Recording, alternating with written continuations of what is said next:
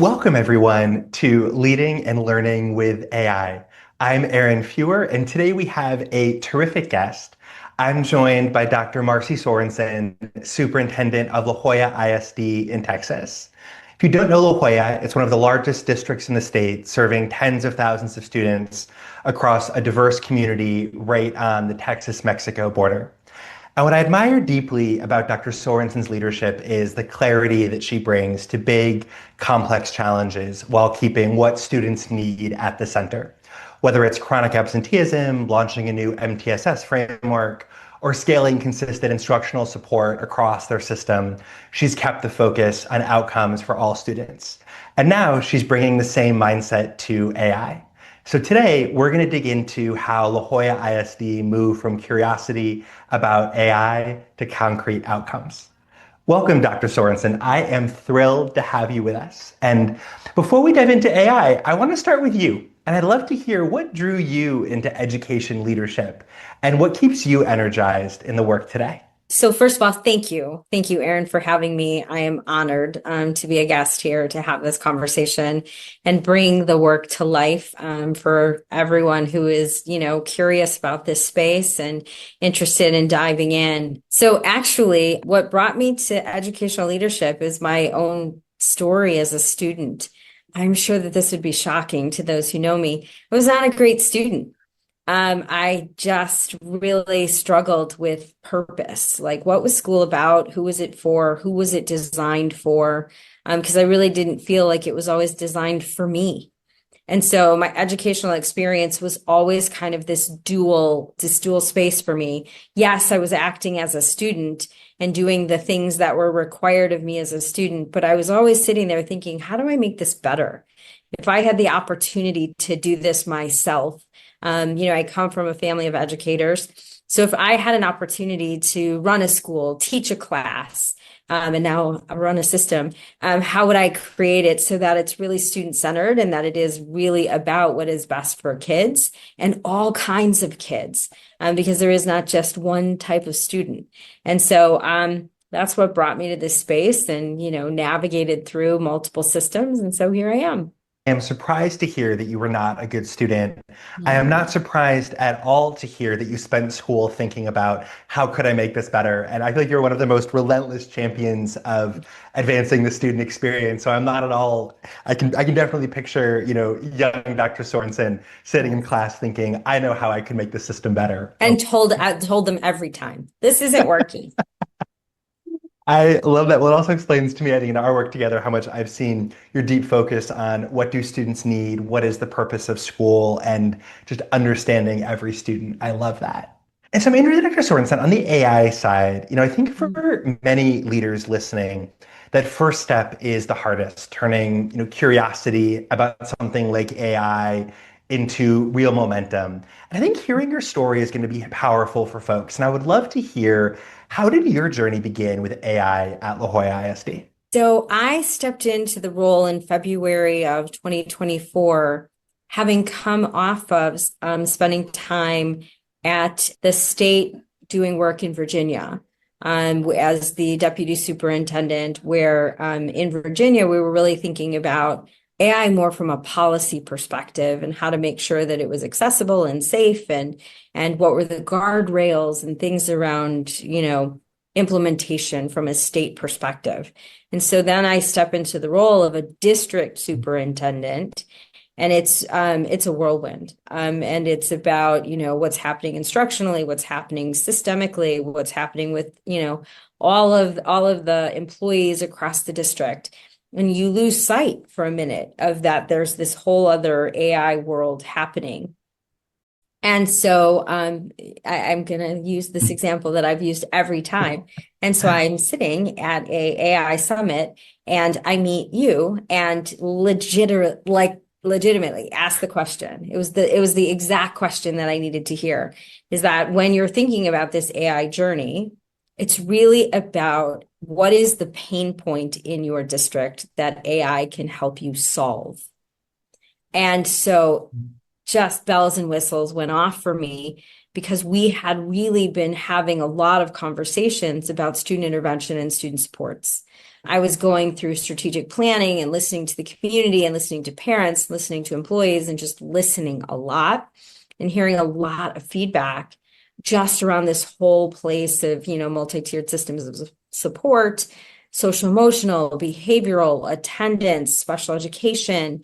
And so what was going to be our ecosystem of support? And knowing how much human capital is required in that space, how could we use AI in that space to make sure that the people were doing the right work with our students and with our families, and where could we lighten their load in terms of whether it be data to determine who needed interventions, or behavior plans, or tracking and monitoring data points across multiple spaces. So it was just really the right question at the right time to really say, yep, this is it. I very much appreciate that intentionality. And you touched on this a little bit, but I'm interested, what were some of the early quick wins that you saw that helped you build buy-in around AI in La Jolla? So it's really helping people see how tools and resources help them do their job better, Hmm. faster, easier. It's really helping I'll use an example. It's really helping our counselors triangulate multiple data points in a really simple fashion, so that then they know which students need interventions, whether that's academic interventions, behavioral interventions, attendance interventions.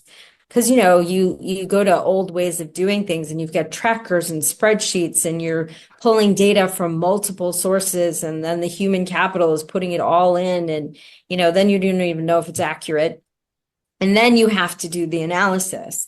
And so now, through tools and resources that we have through AI, now our counselors can actually get to students faster, and provide those intentional supports quicker, and also with higher quality, because you're parsing out really what is the human work and where can we use the tools and resources to make their lives easier.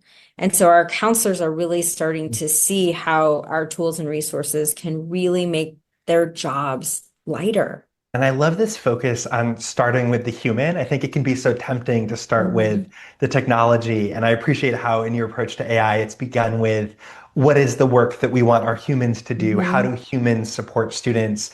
And then let's empower and support them in that process.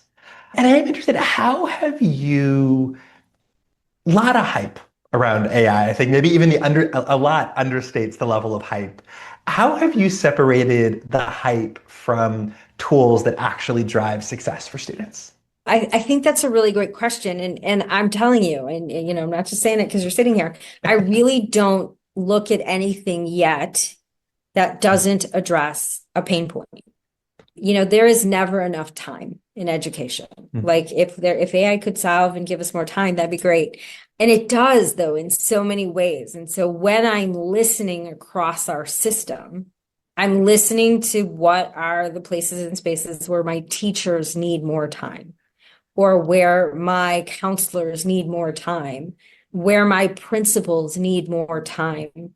And so if it doesn't solve a problem for us, then at this point, I'm being really tight about, yep, that could be a really, shiny object over here.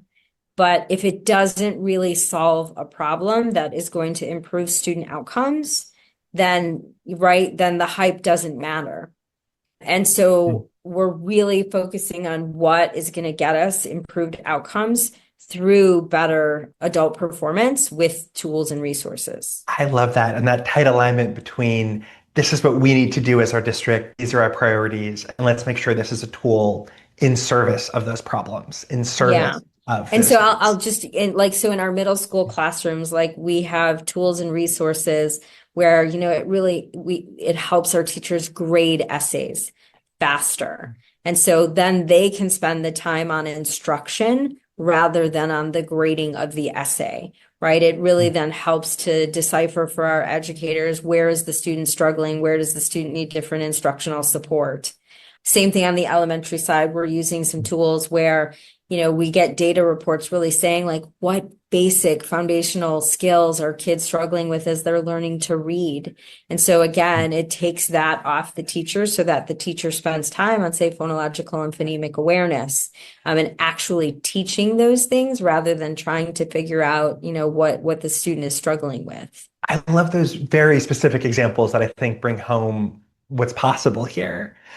You've been so intentional, Dr. Sorensen, in bringing your educators, your staff, your families along in this journey. And I'm interested in, what lessons you might share or how you've brought along your educators, your staff, and families so they also feel supportive and see this opportunity for AI in the district. It starts really basic, like with listening, and really hearing where folks are struggling on one side of it, right? Where do people want to do better, but just need better systems, tools, resources, processes, and then how can we get that to them? But then two, it's also just really listening to where people want us as a district to do better.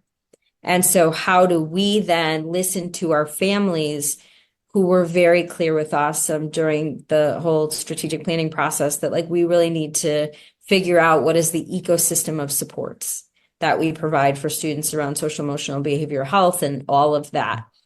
And so we have to find a way as a district on how we're going to diagnose which kids need those faster, while we then work on who are our external partners, who are the people that we're going to partner with to bring those supports. How do we train our counselors to do more of that, counseling piece? And so there are parts of it that will never be replaced by actual human contact.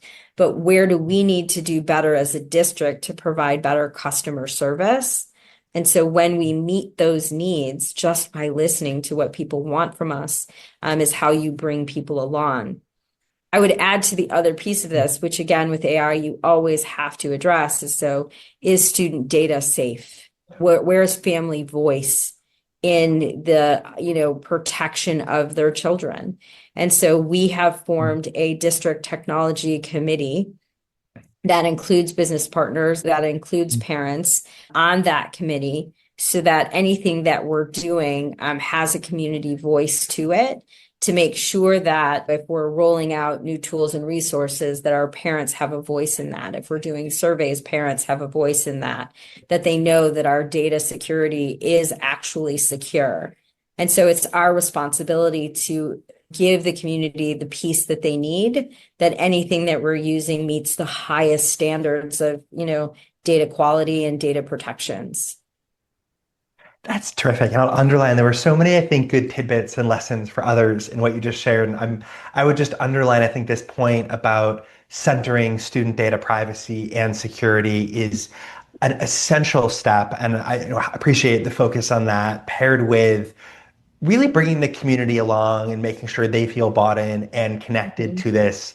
I think you've really set it up so that the community and La Jolla together is coming along on this journey to use AI. And it's, I think, very unique how you've done that, and a lesson that I think many folks can take as they roll out AI in their school systems. It's definitely a journey. I have a group of warriors. Also, I think that helps. I have a group of teachers that like work diligently on this through our ed tech department as well.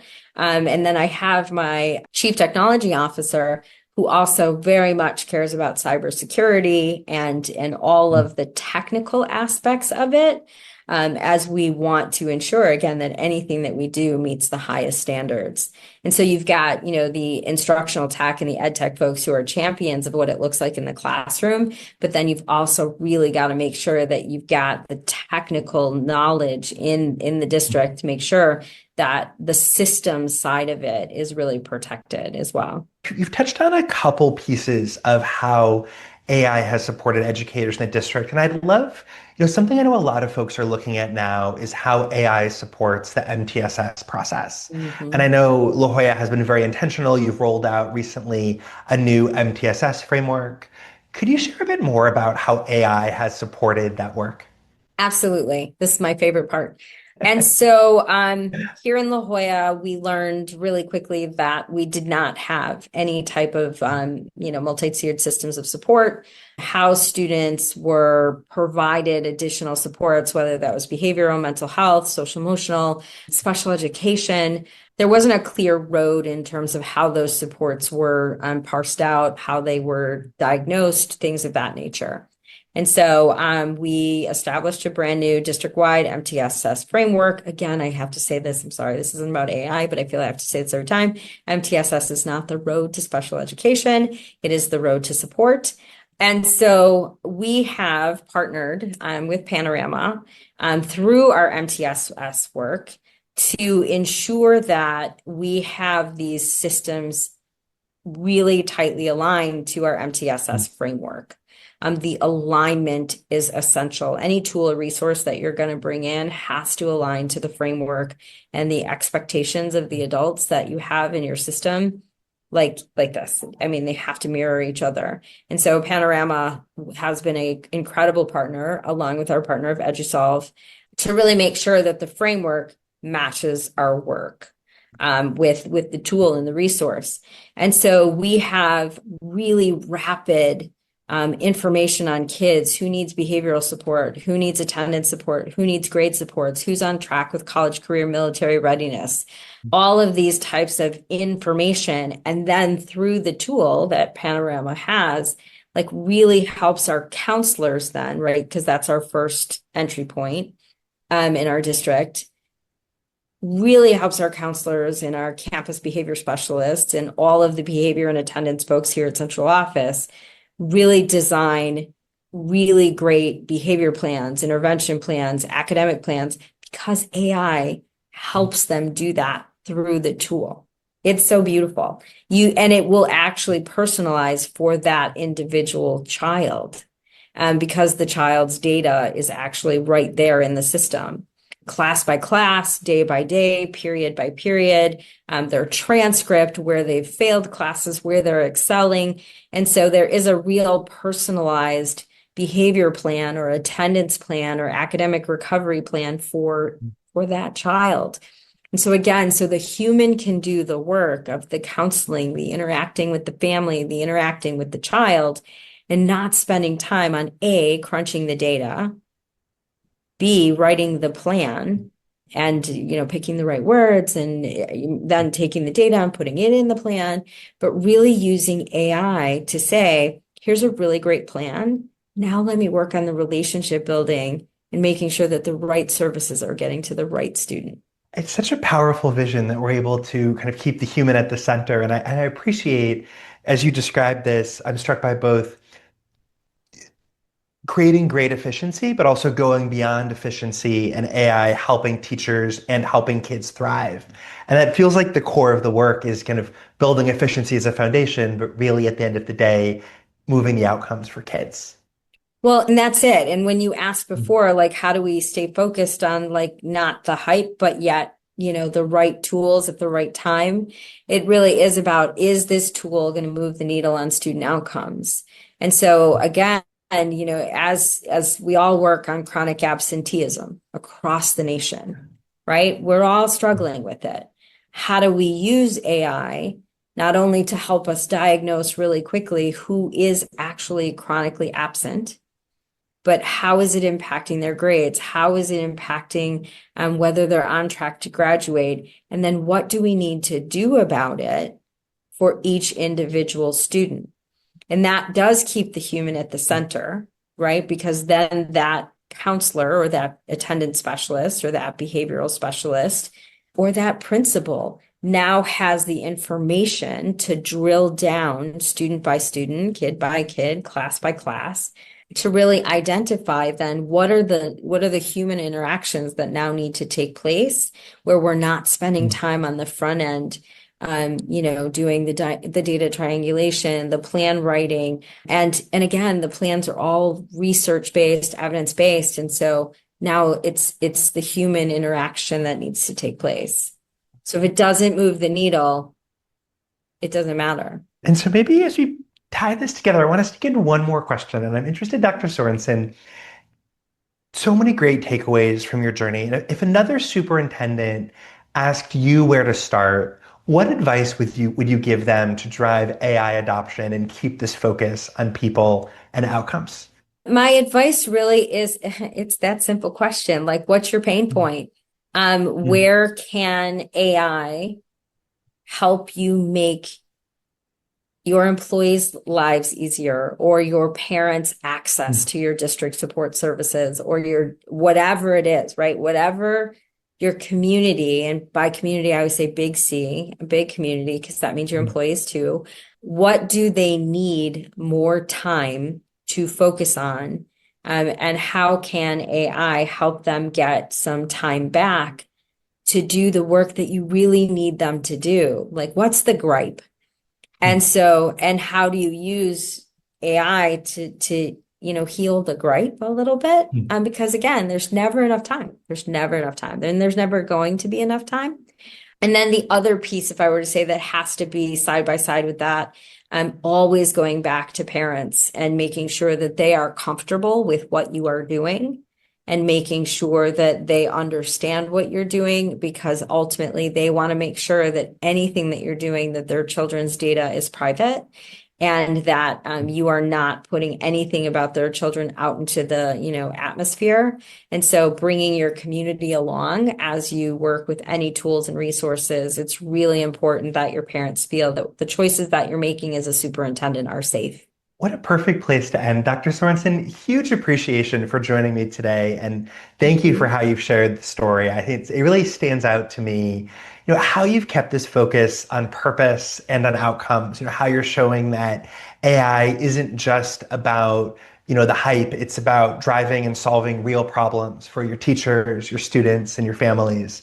I'd say for everyone listening, a few of the takeaways that I'm walking away from our conversation, one, how AI has to start with purpose and has to solve with real problem solving about what your community, and I love this, your capital C community, your students, your families, and your teachers and staff need. And two, your focus on tackling real challenges from chronic absenteeism to MTSS. And then three, I would just say how much leadership sets the culture around this, and the way that Dr. Sorensen, you're framing this work around ensuring we're supporting educators, keeping people at the center. This leadership tone has defined what it looks like. And you brought it to life. This isn't just theory. La Joya ISD is putting this into practice right now at scale, improving education for tens of thousands of students. And that is a playbook that I think so many leaders can learn from. So, Dr. Sorensen, thank you. And I'll just say to everyone joining us today, if today's episode sparked ideas for you, please share it with a colleague, hit subscribe, follow the terrific work in La Joya ISD, and join us next time. We've got some terrific guests coming up, and I can't wait to keep building this conversation with all of you. Thank you. Thank you Thank so you, Dr. much. Sorensen. Thank you. My pleasure.